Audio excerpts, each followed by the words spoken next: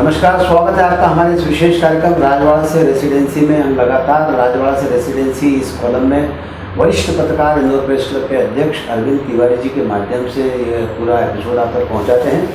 इस एपिसोड में हम पॉलिटिक्स की, ब्यूरोक्रेसी की, अंदर की खबरें आप तक पहुँचाते हैं और वो सब खबरों के सूत्र अरविंद तिवारी जी के पास होते हैं। क्या इस पूरे घटनाक्रम के पीछे का अंदरूनी नज़ारा क्या है, किस वजह से सब कुछ हुआ, इन्हीं सब बातों पर चर्चा करेंगे।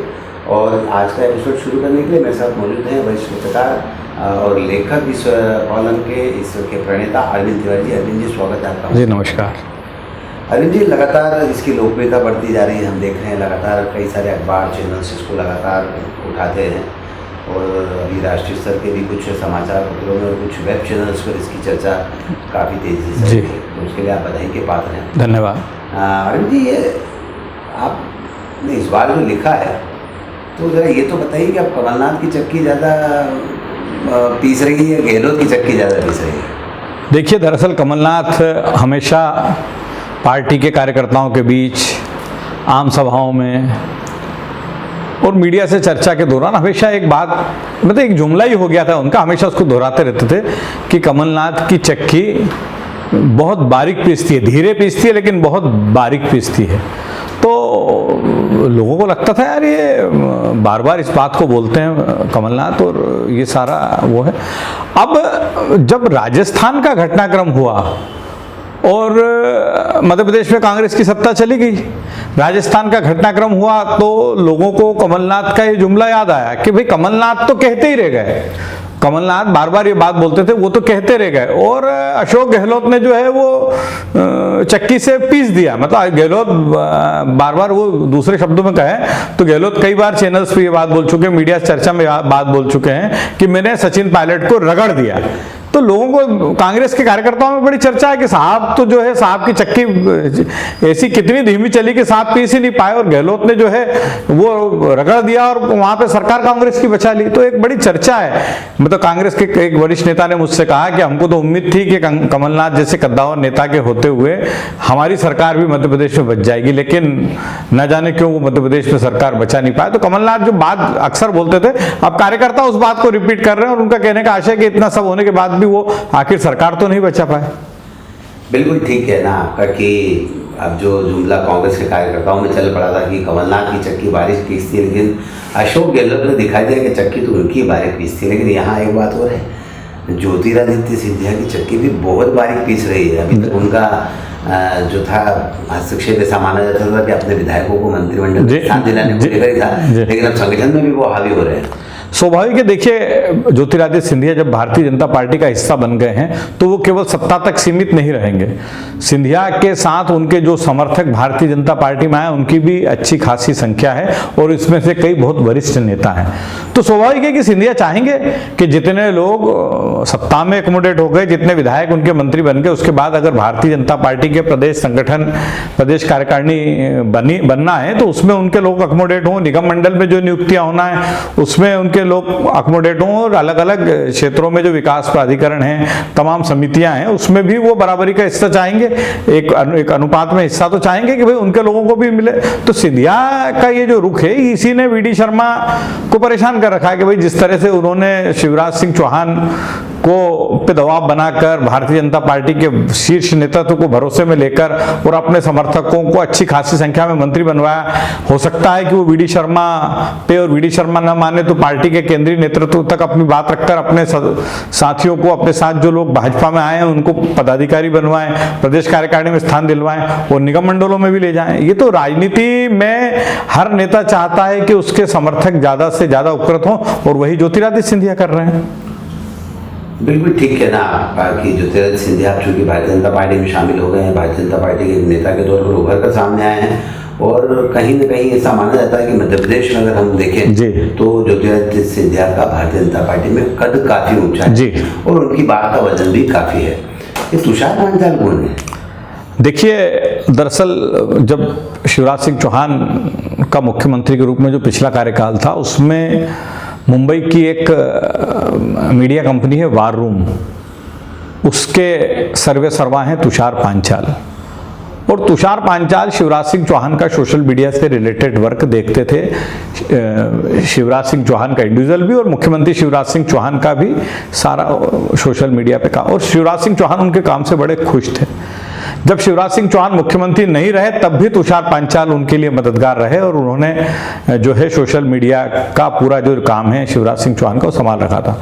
अब ऐसी चर्चा है कि मध्य प्रदेश सरकार के जनसंपर्क विभाग के कामकाज का एक हिस्सा आउटसोर्स करना चाहती है सरकार, और उसके लिए बाकायदा टेंडर जारी किए गए हैं, लोगों ने अपने ऑफर दिए हैं, और उस ऑफर में ऐसा कहा जा रहा है कि तुषार पांचाल की जो कंपनी है वार रूम, उसको मौका मिल सकता है सोशल मीडिया का जो सरकार का कामकाज है। स्वाभाविक है, सरकार का कामकाज अगर तुषार पांचाल को मिलता है तो वो मुख्यमंत्री का कामकाज भी देखेंगे, शिवराज जी को भी हाईलाइट करने को उनका मौका मिलेगा। लेकिन वार रूम को मध्य प्रदेश सरकार के वर्किंग में इन्वॉल्व करने का मामला जैसे ही सामने आया है, सोशल मीडिया पर इस पे एक बहस चल पड़ी है कि मध्य प्रदेश सरकार का इतना बड़ा जनसंपर्क विभाग होते हुए क्या जरूरत है, ये सारी बातें चल पड़ी है। और फिर मतलब उसको चौंकाने वाली बात है कि डॉक्टर हितेश वाजपेयी जो पहले मध्य प्रदेश भारतीय जनता पार्टी के स्टेट मीडिया इंचार्ज रहे और जो पार्टी के राष्ट्रीय पदाधिकारी और मध्य प्रदेश के प्रभारी विनय सहस्त्रबुद्धे के बड़े खास माने जाते हैं, उन्होंने भी केंद्रीय नेतृत्व के सामने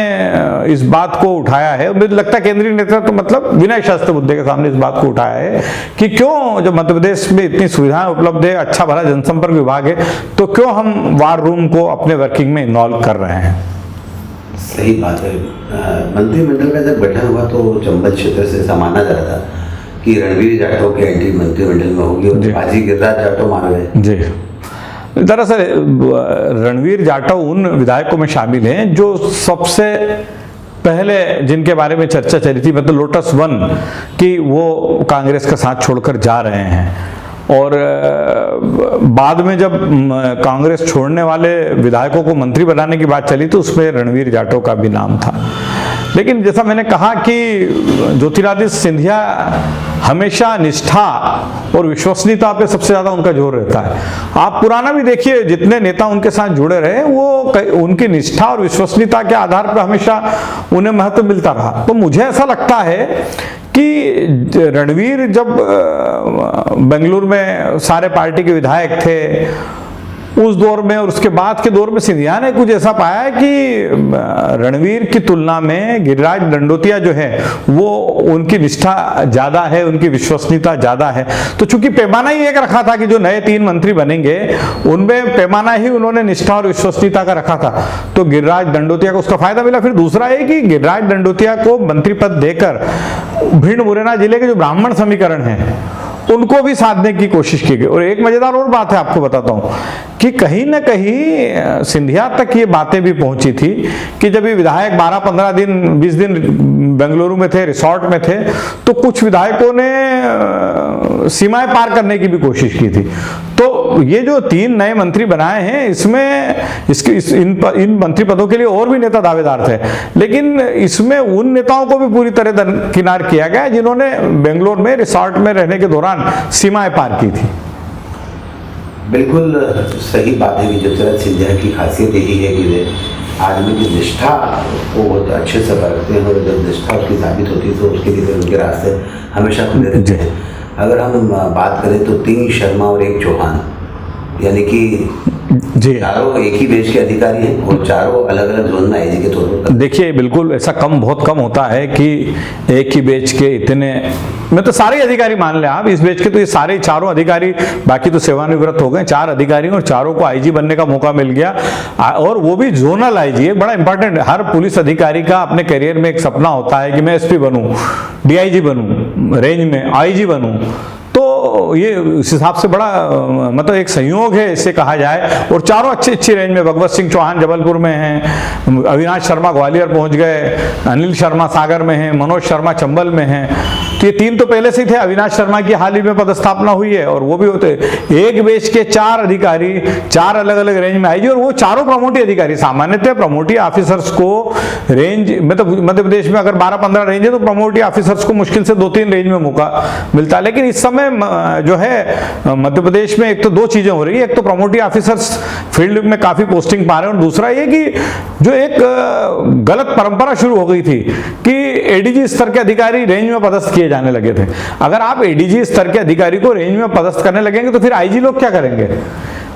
उसका कारण ये था कि मध्य प्रदेश में एडीजी रैंक के अधिकारियों की संख्या बहुत बढ़ती जा रही है, तो उन्होंने सरकार हमेशा ये करती कि कुछ एडीजी स्तर के अधिकारियों को रेंज में भेज दो। तो उस परंपरा को भी मेरे को लगता है कि शिवराज सिंह चौहान कुछ विराम दे रहे हैं। अब केवल भोपाल और शहडोल रेंज में जो है वो एडीजी स्तर के अधिकारी हैं, बाकी सब जगह आईजी स्तर के अधिकारी ही जोन के प्रभारी हैं। अनिल जी, आपको याद होगा कि कांग्रेस की सरकार थी, दिग्विजय सिंह मुख्यमंत्री थे, तब उन्होंने एक नियम लागू किया था कि अब आईएएस या आईपीएस में से ही जो डायरेक्ट फ्रेश आईएएस आईपीएस होंगे उनमें से ही अधिकारियों की जिले की कमान दी जाएगी। उसके बाद से मेरे ख्याल से भाजपा की सरकार ने इस नियम में बदलाव किया है, प्रमोटी लोगों को भी। देखिए, मध्य प्रदेश में हमेशा डायरेक्ट और प्रमोटी की जिले में पोस्टिंग्स का रेशियो 50-50% रहता है। और सामान्यतः जो बड़े जिले हैं, जो संभागीय मुख्यालय वाले जिले हैं, वहाँ पे डायरेक्ट आईएएस जो वरिष्ठ हैं अधिकारी रहते हैं उनको ही मौका दिया जाता है। लेकिन कमलनाथ के मुख्यमंत्रित्व काल में भी ये प्रथा टूटी और काफ़ी संख्या में प्रमोटी ऑफिसर्स को जिले की कमान सौंपी गई। और इस दौर में तो काफ़ी संख्या में प्रमोटी ऑफिसर्स जिलों में कलेक्टर, एसपी हैं, रेंज में आईजी और कमिश्नर हैं। तो ये जो है काफ़ी अच्छा प्रतिनिधित्व इस समय प्रमोटी अधिकारियों का है। शिवराज सिंह चौहान के पिछले कार्यकाल में ऐसा कहा जाता था कि खाता न बही जो शिवराज कहे वो सही। जी। अब अधिकारियों में ये जुमला है, खाता न बही जो केसरी कहे सही, वो क्या है? देखिए, अजीत केसरी इन दिनों मध्य प्रदेश के प्रमुख सचिव कृषि हैं और विभाग के लोगों का ऐसा मानना है कि ये सब सालों बाद हुआ है, बीच में एक आध टेन्योर में और हुआ होगा कि प्रमुख सचिव ने सारी शक्तियां अपने पास केंद्रीकृत कर ली है। कृषि उत्पादन आयुक्त का मामला हो या संचालक कृषि का मामला हो, सारे जो केंद्रीकृत व्यवस्था प्रमुख सचिव ने अजीत केसरी ने लागू कर ली है, तो उसमें बिल्कुल वही स्थिति बन रही है कृषि विभाग में कि न खाता न बही जो केसरी कहे वो सही। तो मतलब वहां पे विभाग के निचले स्तर के अधिकारियों में इस बात की चर्चा है। और केंद्रीकरण जो होने लगा है बड़ा गलत है। असल में सरकार ने हर स्तर पे कामकाज को बांट के बहुत सुनियोजित तरीके से विभाग चलाने की व्यवस्था कर रखी है। भाई, एक व्यवस्था करी कि कृषि विभाग के फला मामले जो हैं वो संचालक स्तर का अधिकारी डील करेगा, उससे अलग इतर कुछ मामले हैं वो प्रमुख सचिव डील करेंगे, और उसके ऊपर कृषि उत्पादन आयुक्त जो 5 विभागों में समन्वय का काम देखते हैं वो दायित्व देखते हैं। लेकिन अभी इस समय जो है अजीत केसरी ने सारे पावर्स अपने हाथ में सेंट्रलाइज कर लिए हैं, इसीलिए जुमला बड़ा चर्चा में वल्लभ भवन के गलियारों में कि न खाता न बही जो केसरी कहे वो सही। बिल्कुल ठीक कहना है, ये तो जुमले चलते रहेंगे।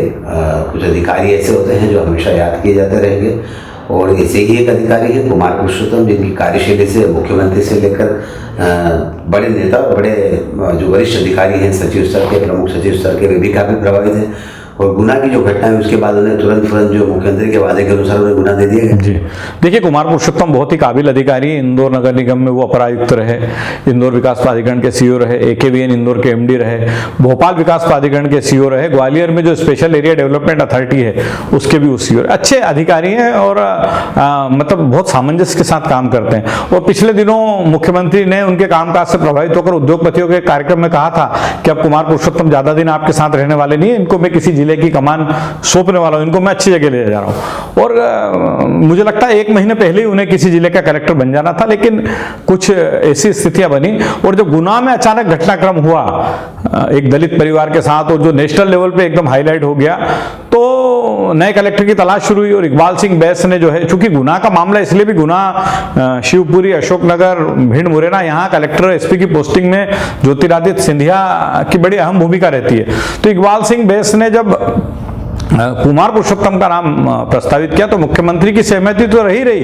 ज्योतिरादित्य सिंधिया ने भी उनकी काबिलियत को देखते हुए कहा कि हाँ, कुमार पुरुषोत्तम को गुना में पदस्थ किया जाना चाहिए।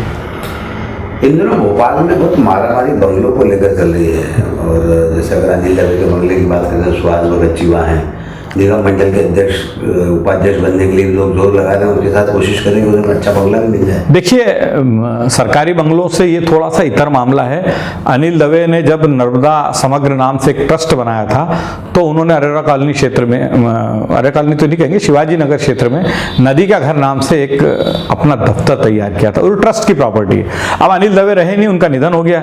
अनिल दवे के नहीं रहने के बाद उस ट्रस्ट के अध्यक्ष अब सुहास भगत हैं, जो भारतीय जनता पार्टी के प्रदेश संगठन महामंत्री भी हैं। और इन दिनों चूंकि राजनीतिक गहमा गहमी बहुत है, कोरोना का भी दौर है, भारतीय जनता पार्टी का जो दफ्तर है उसको कई बार सील करना पड़ा, बार बार सैनिटाइज करना पड़ता।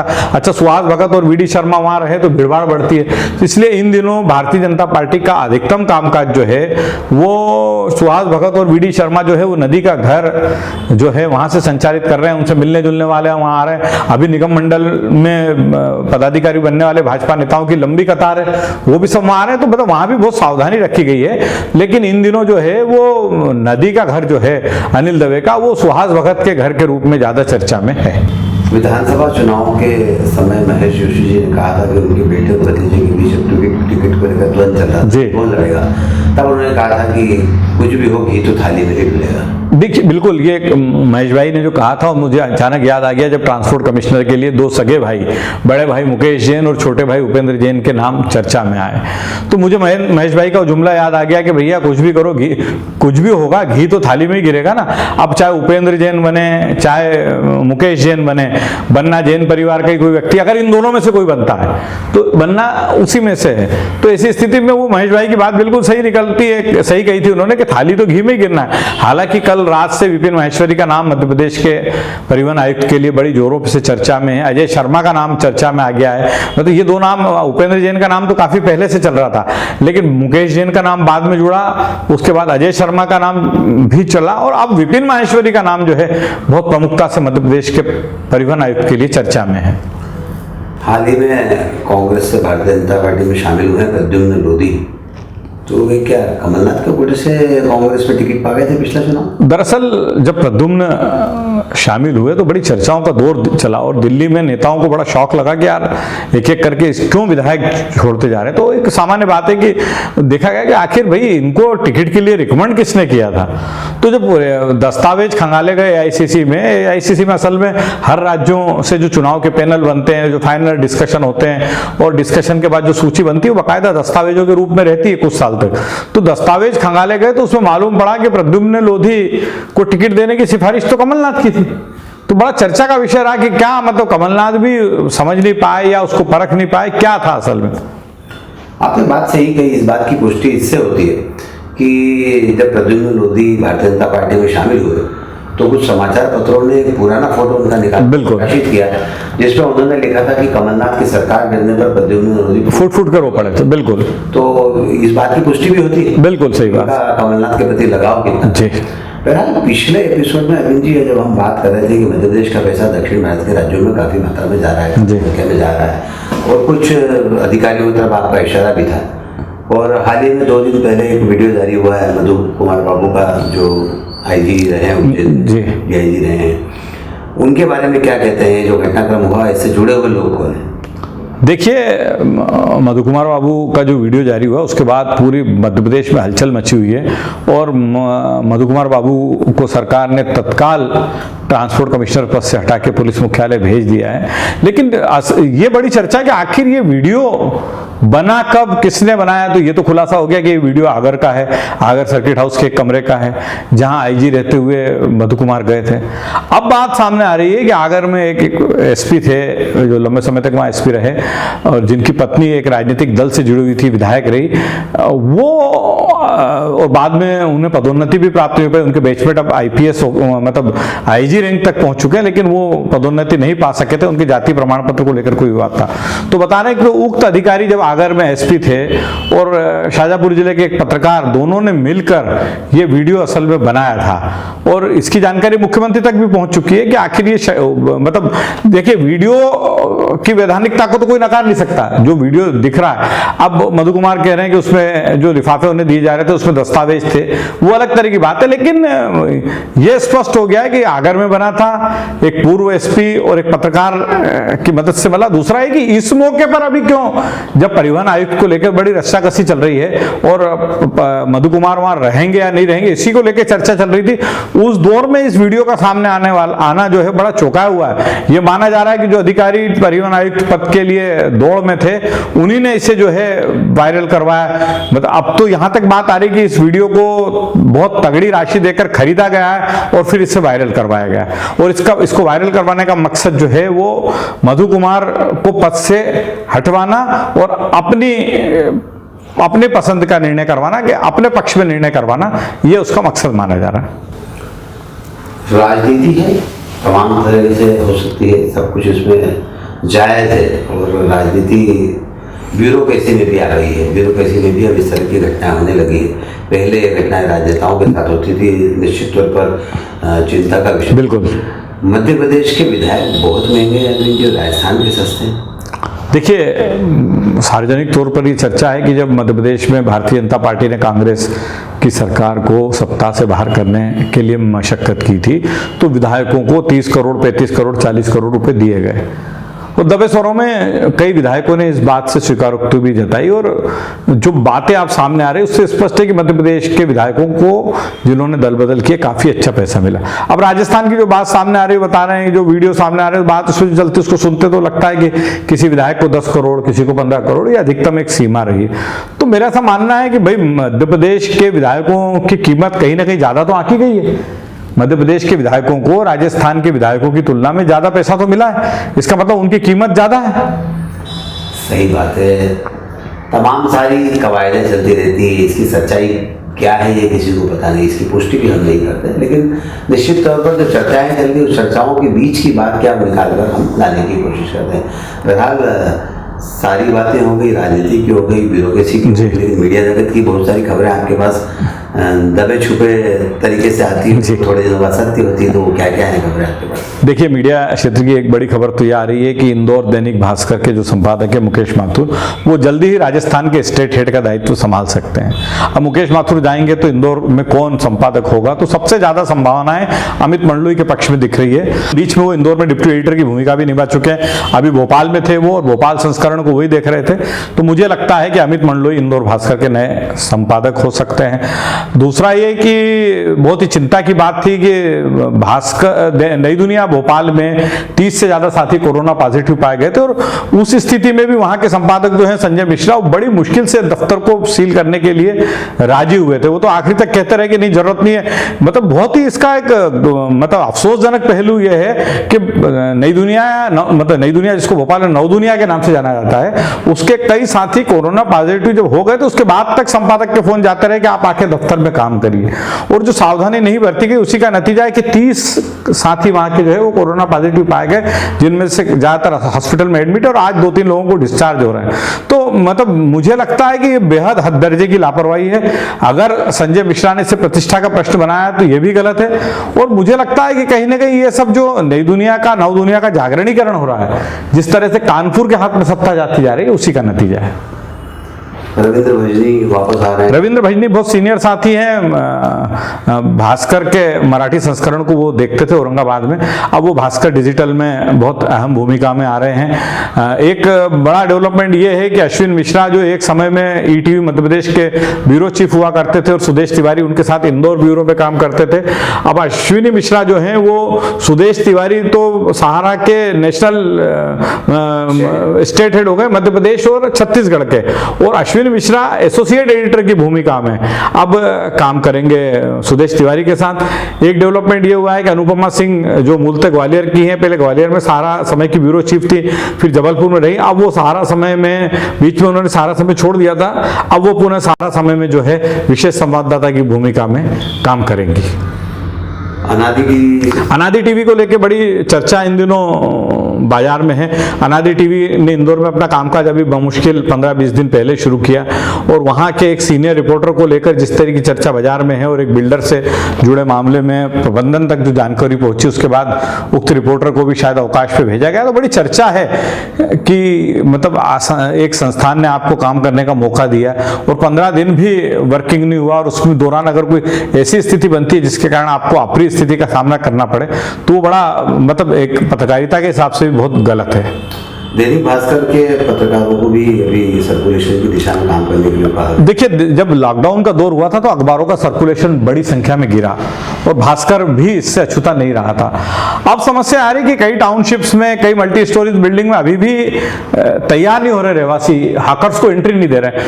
तो भास्कर के रिपोर्टर्स की टीम जो है वो लोगों से बात करके उनका वहम निकाल रही है कि भैया सब कुछ ठीक है, अखबार से कहीं कोरोना नहीं फैलता है। वो अप्रोच कर रहे हैं संबंधित क्षेत्र के जनप्रतिनिधियों से, से वहाँ के जो रेसिडेंशियल सोसाइटीज़ हैं कि भाई आप अपनी सोसाइटी में अखबार आने दीजिए। दूसरा, भास्कर के प्रबंधन ने एक वीडियो तैयार करा, उसको भी सब साथी वायरल कर रहे हैं। इस वीडियो में कहा गया कि अखबार से कहीं भी कोरोना नहीं फैलता है।